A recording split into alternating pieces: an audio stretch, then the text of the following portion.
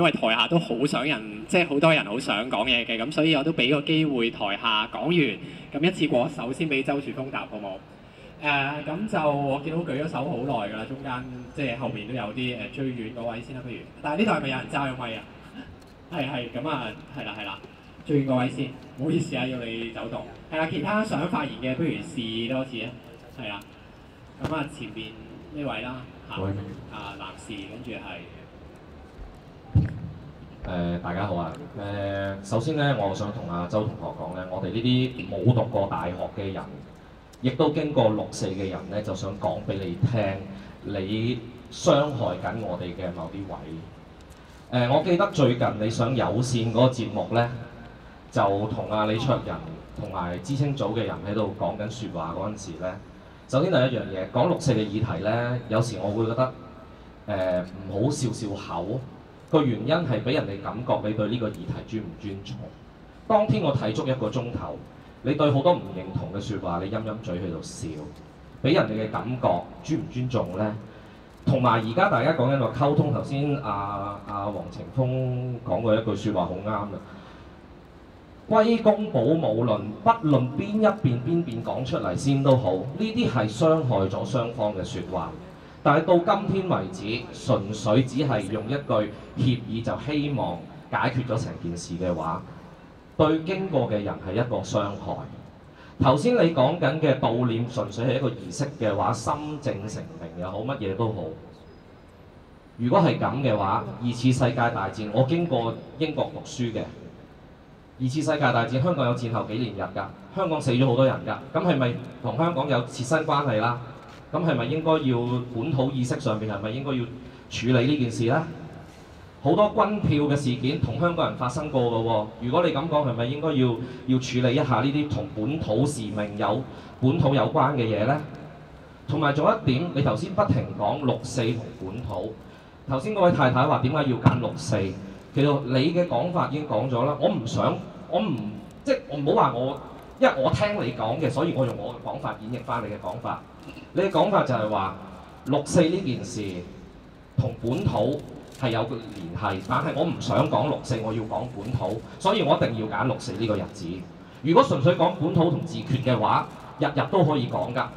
問題你偏偏揀咗6·4呢樣嘢扯上埋身，但係你對悼念呢樣嘢你有唔同嘅意見啊嘛。同埋仲有一點，支聯會有個口號，我哋都去咗10年，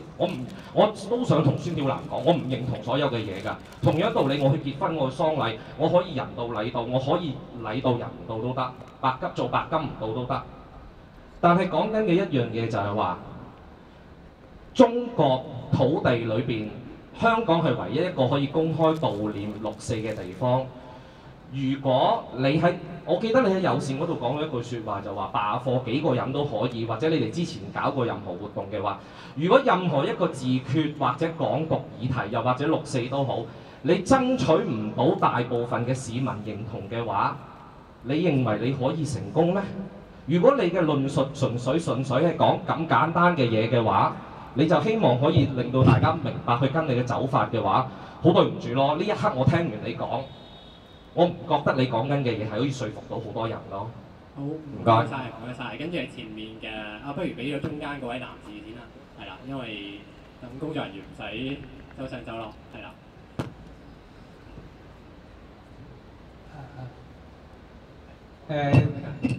鑑於呢一個近似拆大台嘅一個咁嘅近來嘅一啲咁嘅畫句號啊，或者歸功呢啲咁嘅咧。我係相當痛心啊！我相信大家都係會第時畢業之後都會喺社會各階層啦，亦都有一部分會係要做教書。我想話翻俾你聽，我哋有啲我自己同輩嘅仲喺度教緊書嘅，佢哋都面臨緊好多，即係話佢哋嘗試去着少咁樣同佢哋嘅小學生或者中學生去將佢拉近同6·4方面嘅一啲即係大是大非上面嘅嘢去做一啲功夫，但係其實好似頭先孫啦，佢而家走咗啦，咁佢即係講出嚟嗰啲嘢話去教育嗰個政策度做啲咁大嘅或者中史科呢啲咁嘅嘢，我諗即係空談啦，直情係而家啲好多即係教師佢哋自己不顧自己個飯碗不保啊，俾校長可能係勸退，叫佢唔好做呢啲電視播放或者係宣驗呢啲六四嘅一啲屠城嘅史實嘅嘢。我唔知道你哋，如果你哋作為大哥哥大姐姐，覺得係純粹係去咗2年，覺得好似娛樂性唔足夠喎，我唔睇呢個節目啦咁樣。我覺得你哋呢一代係對唔起我哋上一代同下一代咯，你哋係斷裂咯。多謝大家。好，唔該。咁啊，到前邊嘅女同學，係啦。咁呢2日咧就有啲學運嘅老鬼就搞咗聯署啦，其實就係批評依家部分嘅學生領袖就話唔認同你哋話唔搞悼念6四呢個活動啦。咁我想問下你哋有咩睇法咧？特別係周同學可唔可以講一下咧？好，咁啊，我應承咗俾阿周樹峰講先嘅。我想睇多次嘅，仲有冇人想發言嘅？都仲有好多。咁啊，中間幾個陣間，即係最後一輪俾大家下，好冇？咁啊，蕭蘭走咗啦，即係頭先佢都提過，或者即係補充翻少少，即係我估大家即係今日台上都係年輕人啦。其實即係佢哋都講得講咗一個論點，就係佢唔想，可能係唔想被代表，即係佢參與支援會嘅活動。咁無可否認係會變成喺例如我自己做傳媒，喺傳媒或者嘅報道入邊，佢都會係被界定為可能認同咗某一啲嘢嘅。佢哋可能其中一部分人係覺得唔想咁樣，即係縱然有朋友覺得即係參加唔同嘅活動，你可以帶住唔同嘅心情去，但係即係年輕一代頭先佢表達意見就係，或者即係台上嘅幾位年輕人表達意見就係佢唔中意一種或者唔希望咁樣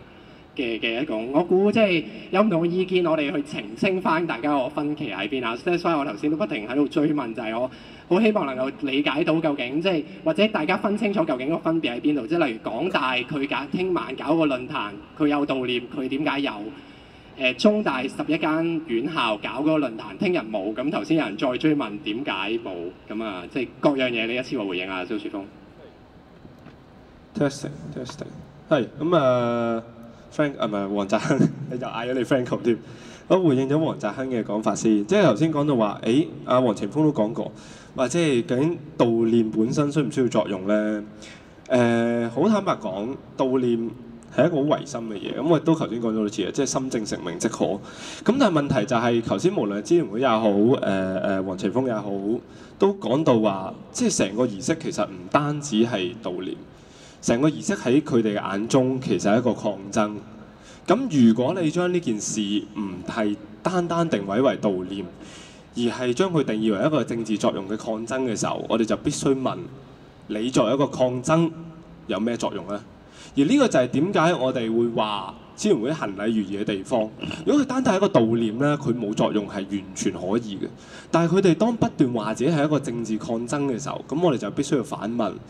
呢一個政治抗爭有冇實質嘅作用咧？咁呢個第一點啦。咁第二點就係我都幾深刻嘅。頭先有人問，即係有人講就話，其實我哋咁樣嘅論調咧，就得唔到市民多數嘅支持嘅，即係市民多數唔會認同我哋嘅睇法。咁我諗即係作為本土派都幾心酸嘅，因為一開始講市民大眾嘅支持咧。我諗由我一開始自認係本土派開始，我嗰陣時嘅支持應該，我諗全香港都揾唔到1% 嚟支持本土派論述。咁但係你見到話，即係雨傘革命之後到依家唔多唔少，即係就算係唔係好嚴謹嘅民調都好，都至少有18% 嘅人支持就係本土派嘅候選人。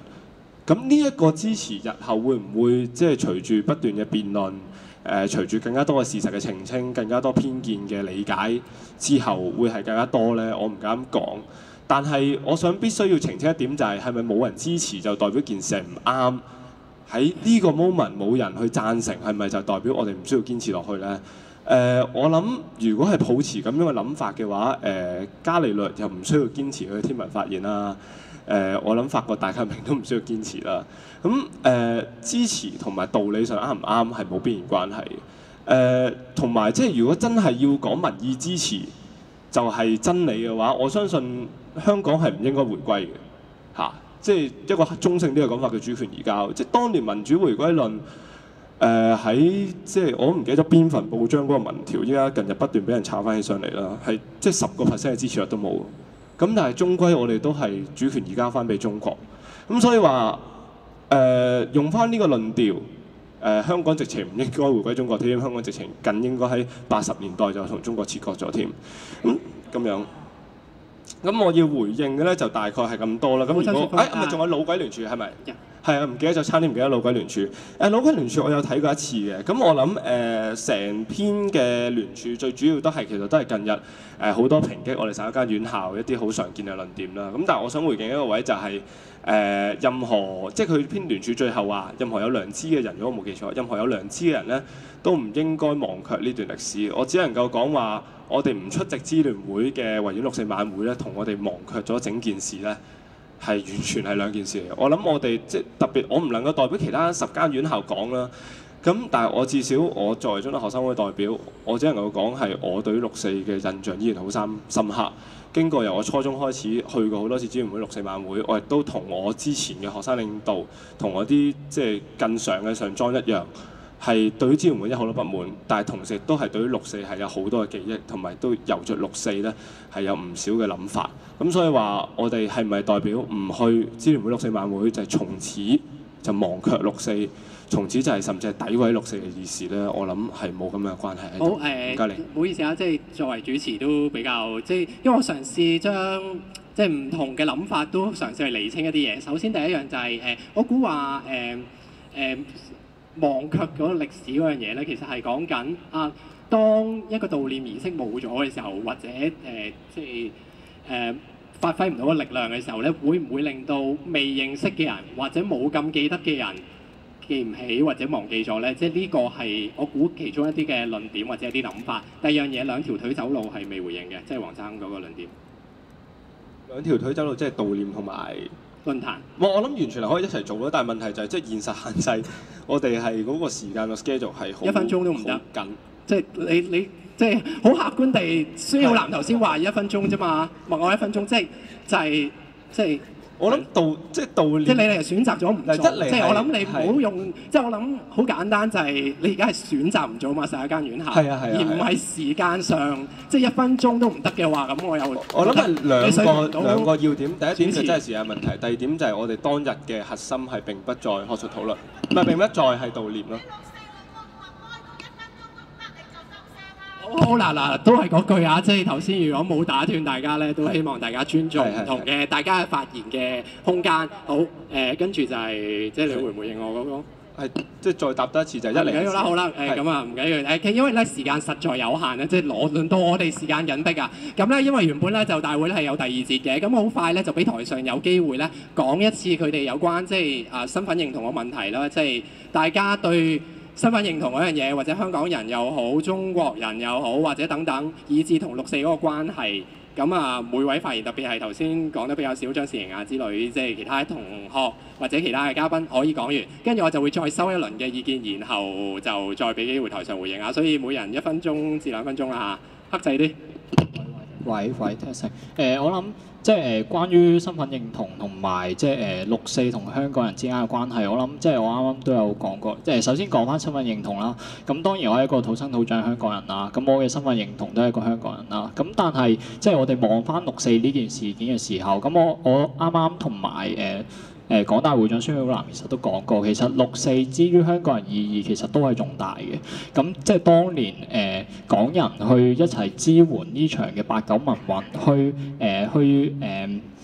去8萬人嘅大遊行、黑色大靜坐呢一啲嘅行動，即係都係香港人去有份參與。咁呢一啲而8·9、6·4即係8·9民運呢件事件，亦都影響到香港人當時對於一次前途問題嘅取態。亦都會係影響到之後香港民主運動或者香港嘅學生運動嘅走向同埋發展。咁所以我諗喺呢個位上邊，即係我諗所謂身份認同咧，即係無論你係認同自己係香港港人又好，或者中國人都好，咁都要認識到即係都要清楚明白到一件事，就係六四之於香港係仍然有佢嘅意義，即係無論呢一啲意義係一啲本土面向又好，或者係大中華面向都好，咁我諗呢個意義係客觀存在嘅，係不能否定嘅。但係我喺呢度另外想講一點就係咧，無論我嘅身份認同係我嘅身份認同係一個香港人啦，但係我仍然係會支持去建設民主中國呢一樣嘢，係因為作為一個追求自由民主嘅學生，即係我係唔會明白點解其他人即係可能係啱啱係在座嘅港大嘅會長孫耀南啦，又或者即係我有睇過11間聯校論壇嘅一個記者會啦，當中係講到話即係反對呢個建設民主中國，咁我係唔會明白呢樣嘢因為即係睇翻如果好可惜就係孫耀南會長走咗啦，咁我想係講翻佢啱啱即係提到一個原因，就係話佢唔認同中國先有民主、香港先有民主呢一個嘅論調，呢一個嘅論點，然之後就話唔支持建設民主中國。咁其實即係我自己本人係睇唔到咧兩者之間係有任何嘅邏輯關係啊，因為中國先有民主，香港先有民主，呢個始終都係一個論述，係一個論點嚟嘅啫嘛。咁就算你唔認同都好，咁點解會推到去唔支持建設中國民主度咧？咁所以我覺得即係喺在座嘅每一個人，如果你係支持係支持民主自由，係一啲普世價值，係一啲我哋應該去堅持嘅價值嘅話，咁我相信都係應該要去支持建設中國民主呢樣嘢咯。咁係咁就去到呢度先。係咁講到身份認同嗰個問題，我諗其實身份認同有好多種嘅。咁啱黃澤亨開始講嘅就係或者大家最近講得最多嘅就係國族認同啦。咁我諗我哋呢一代人係真係好難去認同自己係中國人嘅。我哋作為土生土長嘅香港人係絕大部分我諗都會認同自己係香港人。咁其實呢個係有好多方面去睇嘅。咁我覺得我最想講嘅就係當年嘅香港人會比我哋更加有一個中國人嘅身份認同嘅，就係同當年嗰啲學生或者當年嘅中國人，即係中國內地大陸嘅人，佢哋都係即係佢哋個諗法有關。即係當年改革開放之後有一段時間，即係包括89年嗰段時間，嗰啲學生或者嗰啲中國嘅人民，佢哋係對於民主或者對於政府係肯出聲，肯去即係佢哋係夠膽對政府做一啲反對啊，或者去夠膽出嚟爭取民主，呢個係同香港人嘅核心價值聯繫到啊。咁所以嗰陣香港人都會覺得佢哋係同中國人起碼係除咗有所謂嘅血統嘅關係之外，仲係有一個即係喺民主精神或者喺啲價值觀上面都有聯繫。但係我哋呢一代香港人一出世開始見到嘅中國人就已經係被中國共產黨政權打壓到唔會再大規模咁樣對政府作出一啲反對，或者係即係已經被中共成功咁打壓到即係個反對聲音越嚟越少、越嚟越萎縮嘅時候，香港人眼中嘅中國人已經係變成一班即係冇辦法再去爭取民主，冇辦法再去作大規模嘅呢個爭取民主嘅行動嘅時候，咁我哋就覺得我哋同呢一班即係集中於經濟或者係寧願即係過自己嘅一生就唔關注社會，或者唔敢大聲咁反對呢個社會一啲唔公義啊，或者一啲唔可以接受嘅制度嘅時候，咁我哋就覺得同呢班中國人其實係分裂咗，即係我哋覺得我哋同佢嘅價值觀、公民嘅價值觀係爭好遠，咁所以我哋都唔想同佢哋有同一個國族認同。咁但係但係冇咗呢個國族認同，係咪就我哋唔即係我哋就要反對去幫佢哋爭取民主咧？其實就唔係嘅。咁我頭先都講身份認同有好多種。香港人即係雖然係失去咗，我哋呢一代失去咗中國人呢個身份認同，但係我哋仲係一班抗爭者，我哋仲係對民主有追求嘅人。咁作為呢一種人，我哋其實係支持，我諗所有同學都係支持世界上任何一個國家擁有民主，或者世界上任何人去追求民主嘅。咁其實啱我聽周俊峰同我講到話，我哋唔使幫人，即係我哋支持人哋建設民主，同我哋即係落手去幫人。建設民主係兩件事嘛，咁其實你都唔係反對建設即係所以你都唔反對建設民主中國啊嘛，但係你係即係唔認同香港人有呢個責任啊嘛，咁其實你係咪即係反對緊其他人繼續去做呢樣嘢咧？即係因為你覺得其實建設即係我啱未有時間未諗到嘅問題就係、你會唔會覺得建設民主中國唔係一個責任啦？咁會唔會阻礙到香港嘅民主發展咧？其實 testing， 第一件事就講翻先啦，即係頭先黃澤坤就話港大學生會會長或者港大學生會同埋即係我哋11間院校都係話反對建設中國民主，我諗完全冇件咁嘅事啦。我諗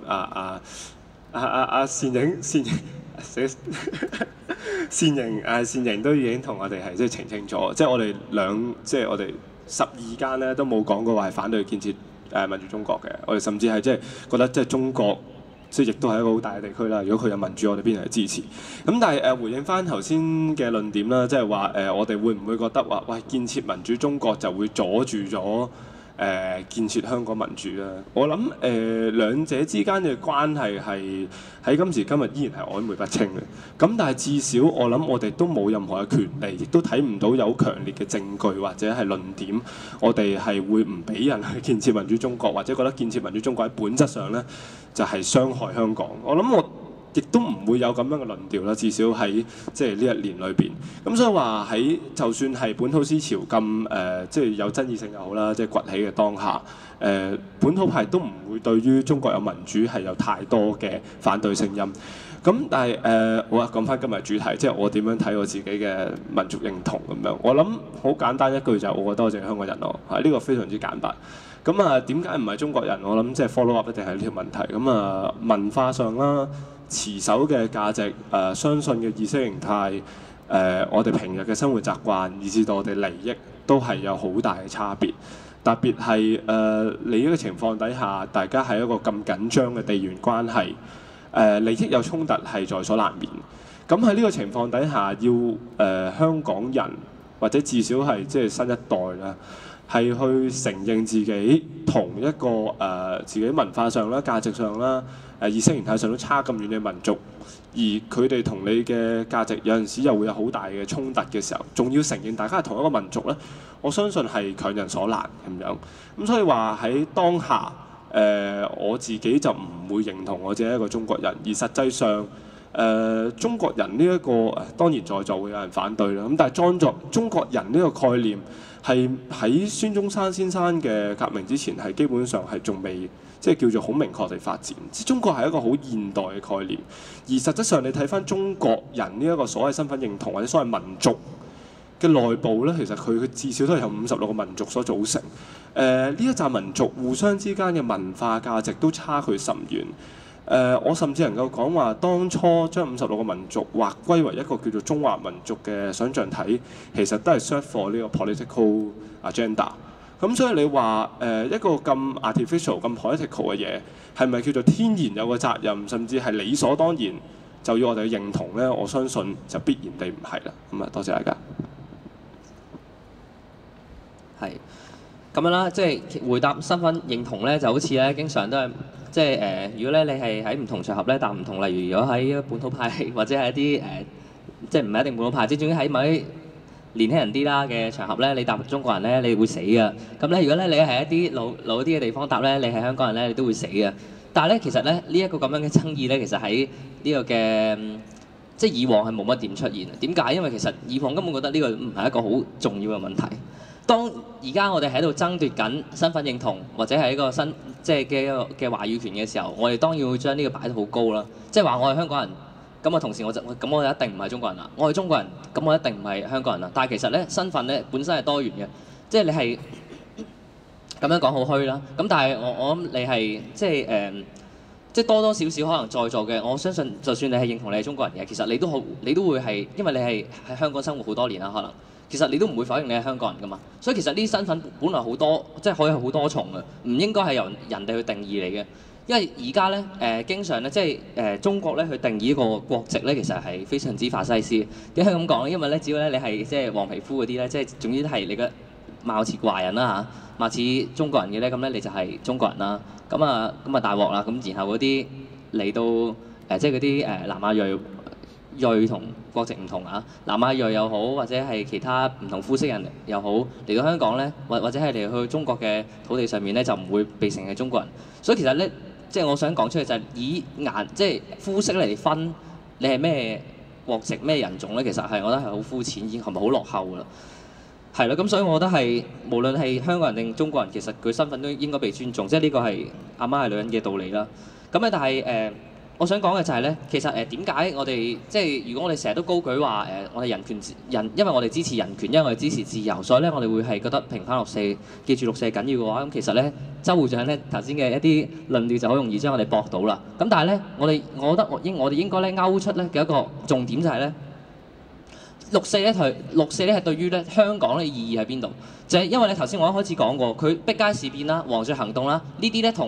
係因為咧六四屠城同埋八九民運而產生嘅一啲後續咧，其實同香港好有關係噶嘛。除此之外，其實甚至係即係街知巷聞如23條，佢咧喺89年個屠城之前咧即係佢係冇寫到咧話咩顛覆中央人民政府同埋冇係有關外國政治組織嘅一啲嘅條文嘅。但係咧喺89年屠城咗之後咧，佢喺第8稿嗰度咧，佢係加咗呢啲嘢喎。意思係咩咧？係將個範圍收窄咗，然後之後咧係令到香港咧，即係而家我哋最驚嘅23條咧，係佢內容咧係變咗一個一定要你愛國嘅一個，或者一定要係不能夠叛國罪咁樣嘅一個嘅罪名。咁所以其實呢一個咧，我哋可以見到，連香港呢啲憲政上面嘅問題咧，其實都係同八九民運好有關係。所以我想提重點強調嘅就係咧，其實我哋講香港點解我哋今日咧，或者我哋新一代所謂嘅新一代點解我哋要悼念或者紀念六四咧？點解係我哋冇國族情懷、冇民族情懷咧，都要去悼念嘅咧？就係要將六四事件、六四屠城同八九民運咧，同本土嘅歷史係扣翻上關係，就係咁。我諗我嘅觀點同阿黃晴峰同學會比較相近嘅。我覺得我好贊成身份係一個多元多重嘅嘢嚟嘅。咁我係一個香港人，我同時係一個中國人，係一個女性，係一個異性戀者，係一個左翼，係一個漢族 NGO 人、法律人。我係我阿媽個女都係個身份。即係每一個身份都可以將我自己同埋另外一啲人去區隔開來。而呢啲身份有啲係天生嘅，有啲可能係血緣嘅，有啲可能係文化嘅。有啲可能係自己揾翻嚟，我自己執嘅。有啲呢啲身份，有啲可能你移個民就改變嘅。譬如我係中國籍呢個身份，我可能移民去英國，我就變英國籍啦，就唔係中國籍啦咁樣。有啲可能係我思想改變，我就可以搣甩嘅。有啲身份係真係無可奈何嘅，即係我阿媽個女呢啲，我係永遠改唔到噶嘛，係咪先？但係我唔會覺得我哋有需要因為任何一個身份而主宰晒我哋所有嘅價值觀同埋佢哋所有嘅行動，更加唔應該因為任何一個身份就唔關心、唔尊重，甚至係體驗喺同我哋依一個身份唔相同嘅一啲人。咁即係我真係覺得連對於我自己嚟講，我唔覺得我需要去否定我任何一個而家身上面嘅所有身份，即係包括而家爭議最大嘅一個中國人嘅身份。我諗好多香港嘅人可能同我有類似嘅家庭嘅歷史，可能都係啲我就係阿祖父輩啦，就逃離戰亂咁樣過咗嚟香港。咁我哋依然會有親戚喺內地，喺唔同嘅地方。咁我又唔會否定我同佢哋嘅血緣關係，我同佢嘅文化連結，我同佢哋嘅共同嘅歷史係冇得否定嘅一樣嘢，亦都冇需要去否定。就算我係香港人都好，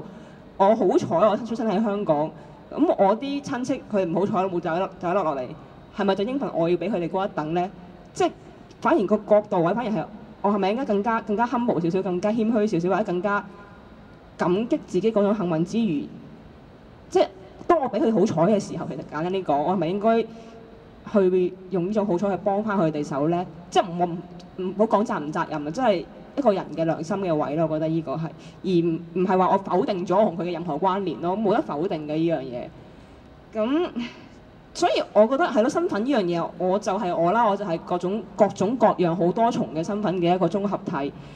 我唔會對即係為自己 label 話我就係呢隻身份，我係因為呢隻身份做好多嘅嘢，唔可以做其他嘅嘢。我亦都唔想人哋係認識我嘅時候，就係因為一個身份一個標籤而將我去定咗型。因為我覺得每個人都好複雜嘅，就算每個香港人佢各時都有唔同嘅價值觀、唔同嘅身份、唔同嘅一啲諗法。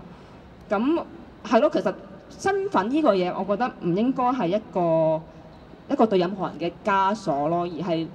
每個人喺佢自己嘅際遇、佢嘅經歷、佢見到嘅嘢，去作出佢自己嘅選擇。佢要行啲咩路，要支持啲乜嘢嘅 cause 咩嘅目標，而唔係話因為我嘅身份係咁，我只能夠咁樣做。係咯，大概係呢個。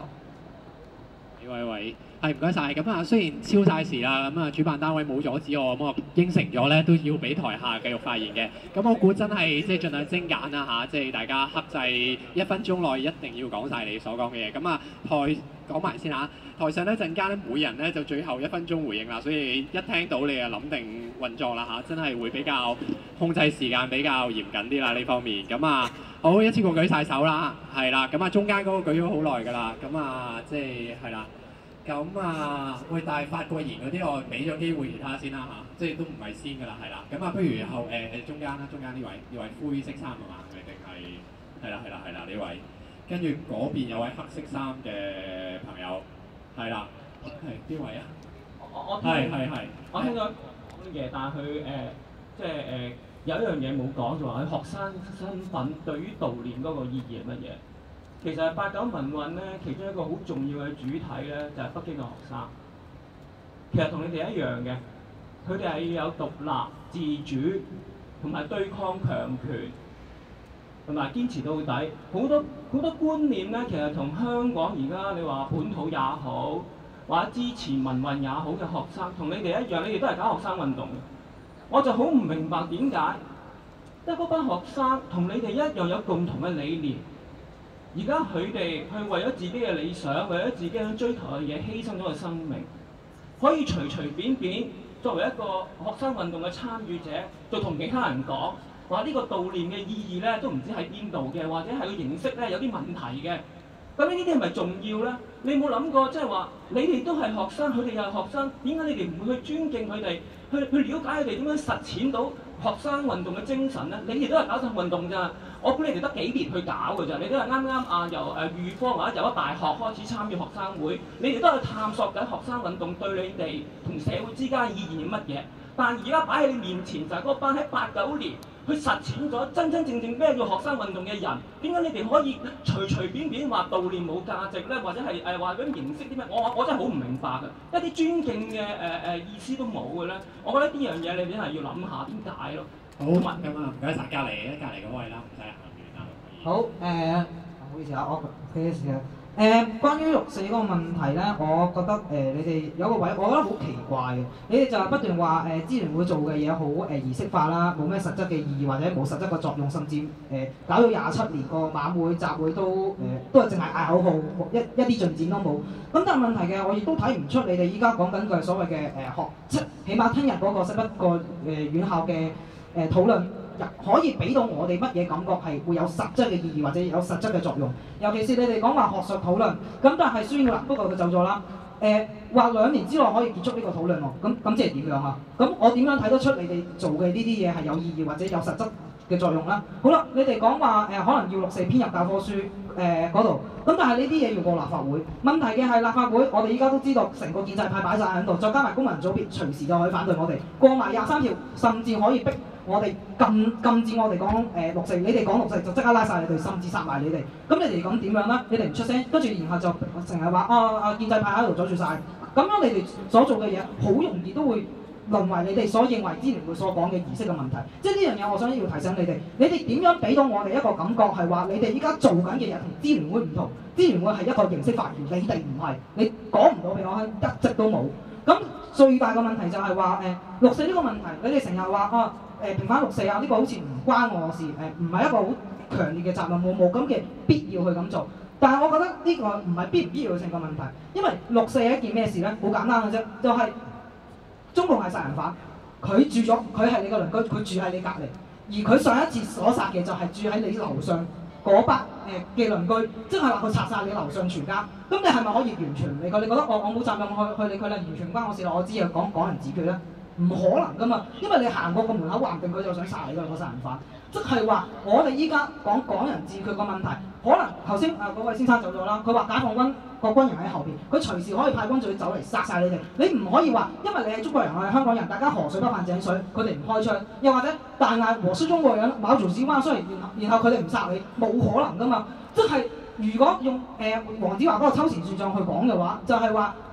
重點唔係你哋覺得有冇責任，或者你哋想點，係你哋只要出聲，你哋想中共就會對付你。即係話根本個問題唔係在於你哋有冇責任，而係你哋要面對嗰個敵人係邊一個，要搞清楚。當年6·4嘅學生都係一樣，佢哋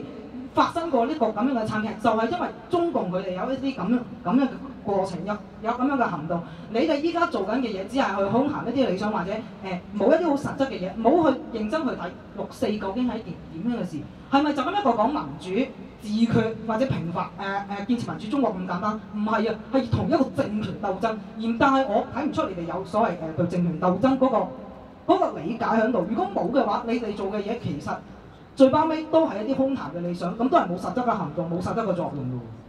好，咁啊，前面嗰位黑色衫嘅男士，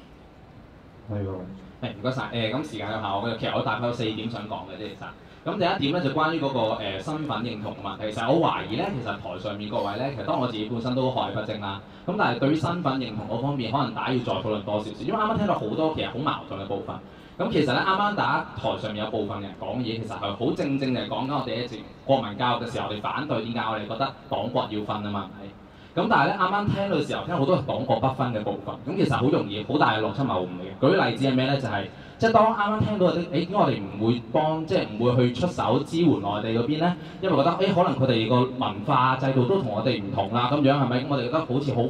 分佈好差異好大喎。咁但係下一步咧，你又會有人同我講就話，其實56個民族咧，佢哋本身文化都係完全即係互相之間都係唔同嘅喎，其實。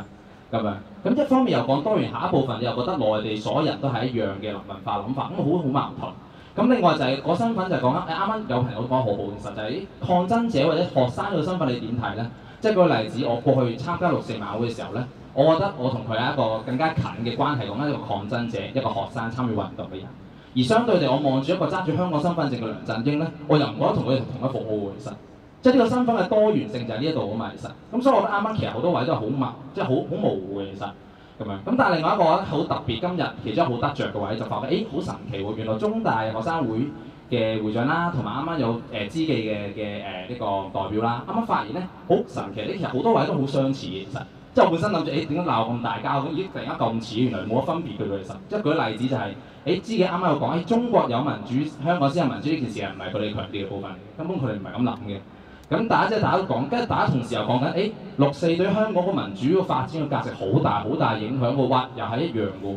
咁不過啱啱有一個好大嘅分別，好大分別唔同嘅，即係我純粹覺得，就係即係啱啱支聯會啱啱嗰度提到，其實就係身份個多元性啦咁樣。咁呢個我都係認同嘅咁樣。咁但係相對啱啱你提到嗰個，即係同內地嗰個文化差異好大嘅咁樣。咁但係彷彿就見唔到入邊好多多元嘅部分。咁似乎呢個就係比較大嘅分別啦。咁樣。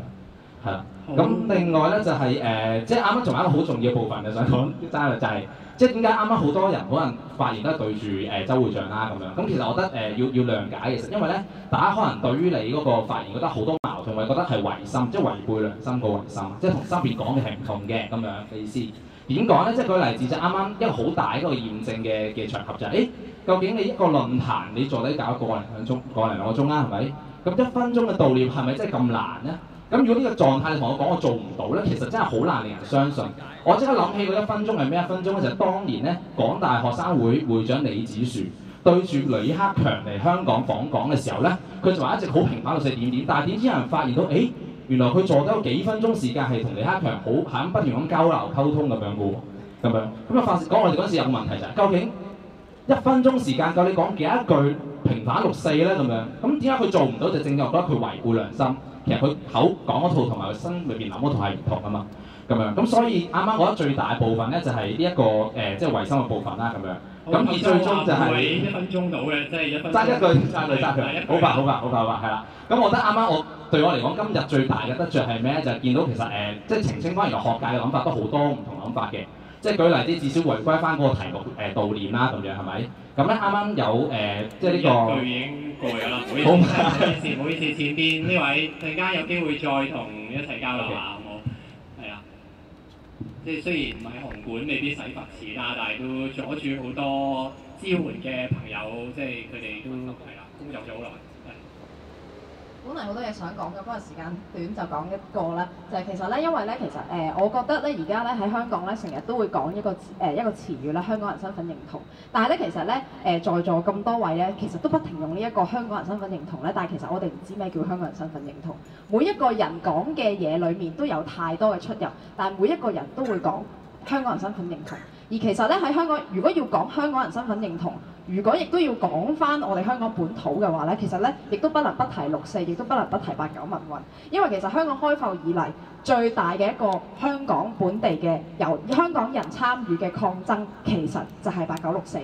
就係有好多人自發上街，有好多籌款，然之後咧支聯會先成立嘅。所以如果我哋去講8·9/6·4要擠落教科書嘅話，其實就係一個我哋要唔要將香港人嘅本土嘅抗爭去支持中國裏邊嘅本土嘅抗爭咧，要擠落去教科書入邊，呢個先至係點解仲未可以擠到落教科書裏面嘅最困難嘅部分，唔係純粹一個歷史，亦都唔係一個學術嘅討論，呢一個係一個抗爭嘅史啊，係啊，咁所以其實我亦都再問嗰個問題就係、究竟香港人身份認同係咩呢？如果香港根本就係咁多人走難落嚟嘅一個難民城市嘅話，好，最後一位台下嘅發言啊，唔好意思，真係係好，俾埋你先俾中間先，嗰邊最後啊，好冇？係啦，真係最後啦，請盡量簡短啊！咁台上準備咯，每人真係1分鐘啊，自己諗定講咩啦 ？Hello， 我講先3點。第一，我覺得悼念唔係廉價嘅，香港係全世界工時最長嘅地方，我哋嘅人咧付出1晚去悼念係好昂貴嘅，係奢侈嘅。我希望同學明白呢點。第二，你話將6·4深入咁寫入課程，舉腳贊成，但係有冇可能做到呢？有真普選之後，我先相信會做到。所以我覺得支聯會繼續搞係非常之有嗰個價值同意義嘅。第三，我冇份投你哋票選你哋做會長，我唔係你嘅持份者，可能你唔需要理我。不過我想講個事實俾你哋聽，如果你哋唔係學生會會長，冇人會訪問你。如果你哋唔係呢一個職位，冇人有興趣聽你哋嘅自由嘅思想。你哋辛苦一個咁樣嘅位，8·9民運係由一場由學生主動出嚟嘅運動嚟嘅。先唔好講呢個學生光環有幾神聖，而你哋作為一個而家就算做生意啊，都要講企業社會責任啦。咁你哋係一個社會上比較 privilege 嘅一班人。你哋講嘅嘢喺大氣電波出嚟嘅時候係有好強嘅效果嘅，即係我明白學生可能思慮唔周全，你哋好多嘢冇諗到。講歷史源流，你話我土生土長嘅，我對中國冇感情嘅。咁講實際啦啩，戰略考慮真係就有個解放軍不然喺後邊。咁你哋可唔可以咁抽離咁去講我要講本土啊點樣？冇緊要嘅。好啦，即係重複咗啦，啲論點都開始唔該晒。我哋最後一位啦，喺嗰邊遙遠嘅他方嚇，係啦，咁咧就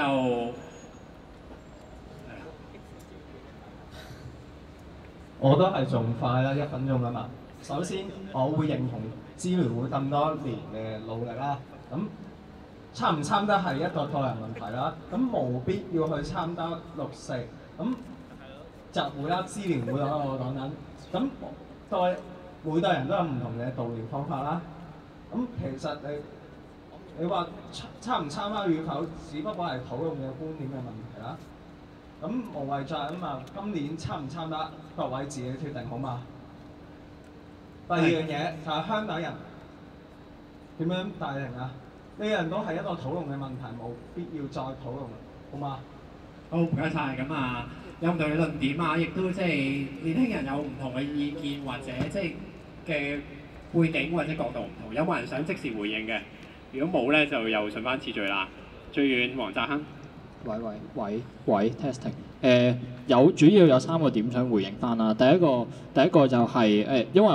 因為好混亂，我唔記得咗係邊位聽眾去發問。咁第一個位就係、學生身份去點睇呢個8964咧？咁其實我啱啱都已經幾次講到，即係當年89民運、8964發生嗰陣時，學生嘅參與，即係香港學生嘅參與，或者係中國學生嘅參與啦，其實都係唔少。咁所以佢係絕對影響到當時學運嘅走向咯。咁第二個點我係想回應嘅就係啱有人講到究竟即係我哋香港民主路上係咪即係不能夠同中共嘅政權割裂咧？咁其實呢個位咧，我喺其他嘅場合，即係我記得係一啲電台節目咧，其實我都係有講到，就係話喺香港民主路上咧，港共嘅政權背後係一個中國嘅政權，佢對我哋香港嘅民主其實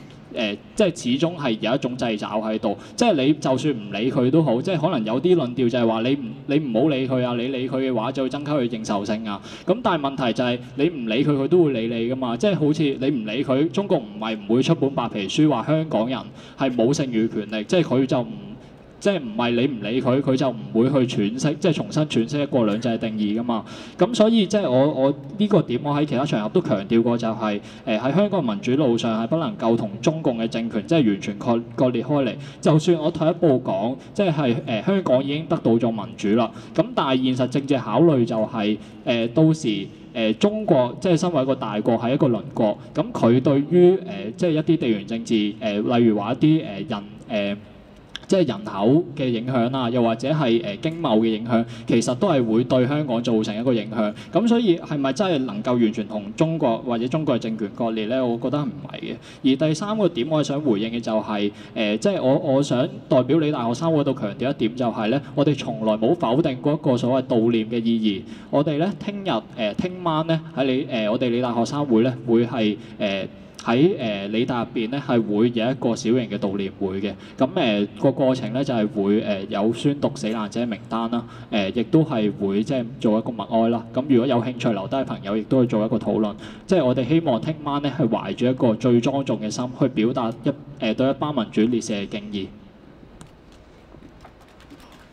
張善瑩。係，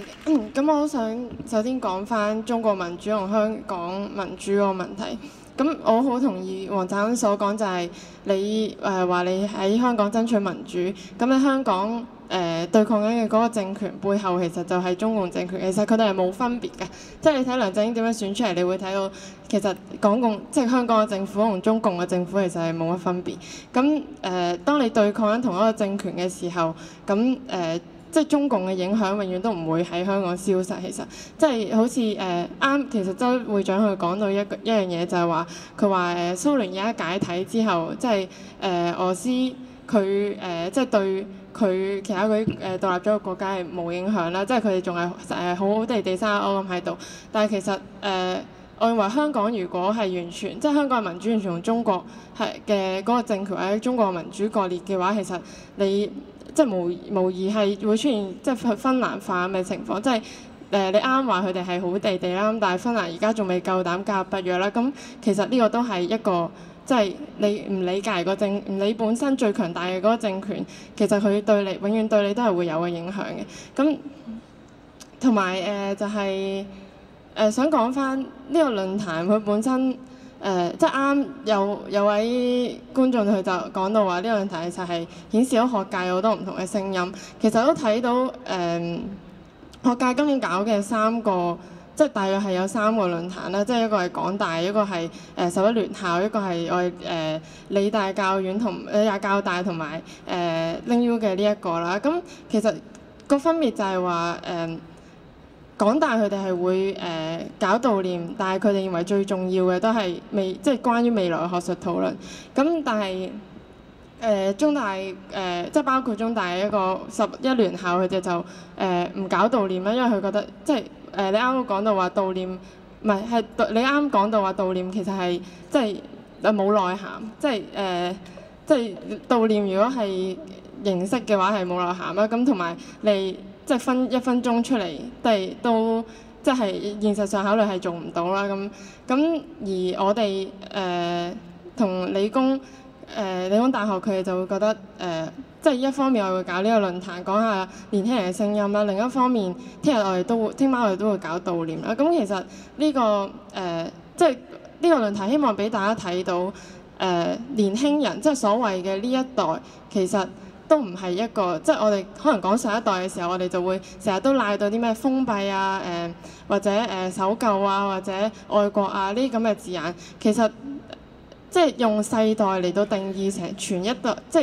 用年紀或者用世代去定義全代人所有人嘅諗法，其實係咪即係咪好咧？其實係即係今日我希望顯示到年輕人其實都係有好多唔同嘅聲音。咁另外我想再問翻周會長，就係你話即係啱都 clarify 咗，其實你係支持建設民主中國㗎啦。咁即係你只係唔承認即係背後嗰個責任啫。咁點解你會唔同意建設民主中國嘅即係作為綱領咧？即係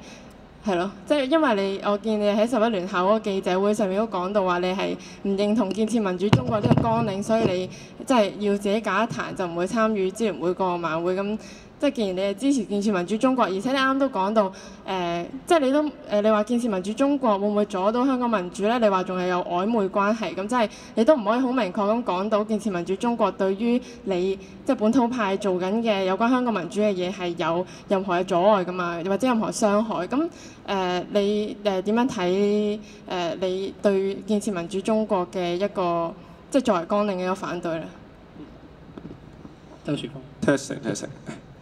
講翻樣私人嘅嘢先，頭先應該係阿嘉欣嚟㗎嘛，發言嗰個係黃嘉欣嚟㗎嘛，係嘛？去咗邊啊？唔緊要啦，我好感動喺呢度見到嘉欣，因為當年佢帶住我出身。講一樣嘢先，第一樣嘢就學生代表性嗰個問題。觀眾講得冇錯嘅，我哋係學生代表，我哋都係學生選出嚟。咁所以我諗必須要澄清一個點，就係有啲人會覺得係我哋幾個學生會，即係我諗我哋11間學生會啦，乘埋我諗百幾人啦，會覺得我哋百幾人騎劫咗學生嘅睇法。咁但係即係好遺憾同大家講，即使大家係唔同意我哋嘅論述，唔同意我哋諗法，覺得我哋係同你哋嘅諗法唔同啦，或者覺得係我哋嘅諗法涼薄嘅都好，我相信呢個亦都係我哋好多院校裏邊好主流嘅聲音。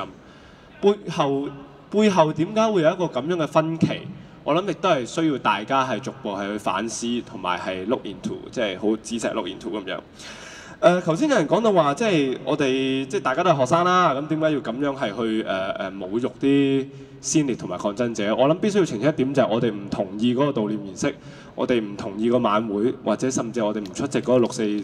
維園悼念晚會，唔代表係我哋忘卻歷史，亦都唔代表係我哋係侮辱咗啲先烈。我諗必須要將兩樣嘢分翻清楚，就係維園晚會係維園晚會，維園晚會係一個儀式，係一個集會，但係歷史上面嘅真相，當年嘅民主抗爭以及烈士嘅犧牲精神係另外一回事。咁所以話你話我哋唔去維園就係侮辱啲烈士咧，我覺得係即係完全係言不成理啦。咁啊，即係最後唔係最後。又補充翻一個點啦，頭先見到有人講就話6·4作為香港人喺開埠以嚟最大嘅一個社運參與咁樣，應該係被永遠紀念。不過我諗就係喺歷史嘅角度，必須要澄清翻，就係香港開埠以嚟最大規模嘅政治參與係省港大罷工啦，咁然之後有6·7暴動啦，咁都係非常之重要嘅兩件事。咁三件事對於香港嚟講，香港幾代嘅歷史建構量都好重要。咁但係問題就係每一件事件佢喺歷史上面嘅影響力係咪會走到盡頭呢？必須要承認一個點，就係可能真係好哽耳，但係6·4抗爭對於好多年青人嚟講並唔係一件好切身嘅事。對於佢哋嚟講，政治啟蒙係雨傘革命，政治啟蒙係反國教或者係其他政治啟蒙，而唔係呢一個6·4。咁當然我明白6·4係上一代人或者其他人好大嘅政治啟蒙，但係你唔能夠咧就將呢件事咧係捆綁於香港人嘅身份之上。咁我諗最後就回應翻阿善瑩啊，成日叫你做善瑩添。回應翻阿善瑩嘅觀點啦，即係話建設民主中國點解我哋即係會話唔認同支聯會嘅建設民主中國綱領咧？我諗第一件事就係支聯會6·4晚會即係顯示出嚟嘅，或者至少係俾媒體一個印象就係我哋係有責任去建設民主中國，我哋係因為我哋係中國人血濃於水，就必須去建設民主中國。咁呢個唔係我講出嚟嘅，亦都唔係話一個猜測嚟嘅，呢個係知青會講過，李卓人講過，好多人都講過。咁所以話，如果我哋唔同意呢個論述嘅話，我哋唔同意呢個綱領，或者覺得六四晚會若然係要回歸到去樸素本質，應該撤走呢個綱領，我覺得係無可避免嘅事。好，多謝大家。黃晴鋒。啱最後咧個總結咧都有好多個討論啦，同埋我都唔想再追住周會長，因為其實有一個問題，即係，但係我覺得你就算我唔追住你咧，你都要同，即係我都係你嘅選民啦。咁咧，所以咧我哋都係即係必須要係對選民誠實，因為其實我即係之前上莊咧，即係我覺得係我哋係即係頭先嗰位姐姐你係講得啱。如果咧我哋係冇同學嘅授權咧，我哋根本我哋聲音冇辦法被聽見，而我覺得我莊期裏面即係已經過咗啦，係可能做得未夠嘅。咁咧，但係我覺得係呢個唔係借我一個人嘅事，因為或者係即係點講，好似告解咁。即係我覺得呢個唔係我自己一個人嘅事，或者係唔係借我一個人嘅責任啊？因為我諗係而家我哋面對緊嘅就係一個非常之無力嘅氛圍啦。呢個係已經講咗好耐，呢個係已經由佔領之後已經講到而家。無可否認，大家都好乏力，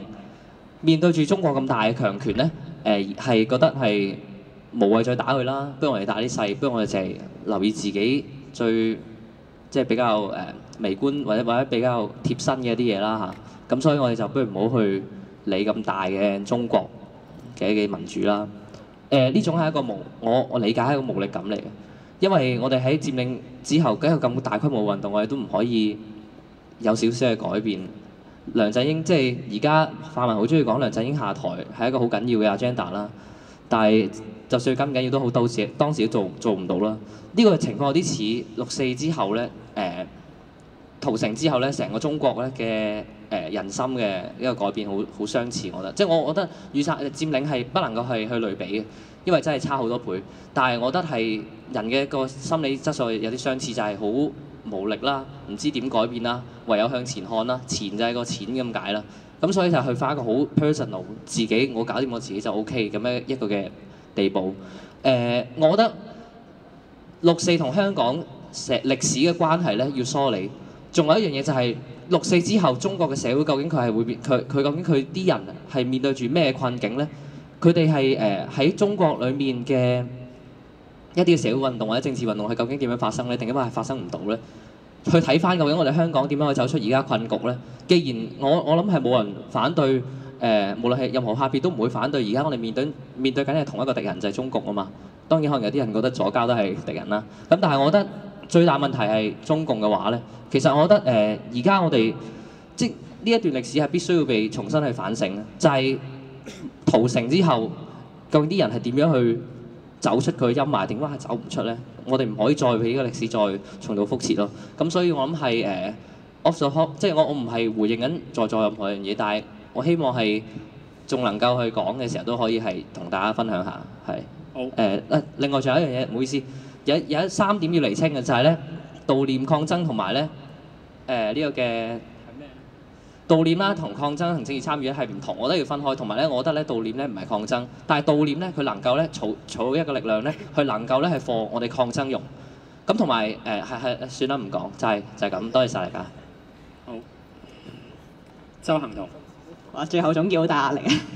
咁我想講翻3個身份嘅3個唔同嘅身份。一個係抗爭者，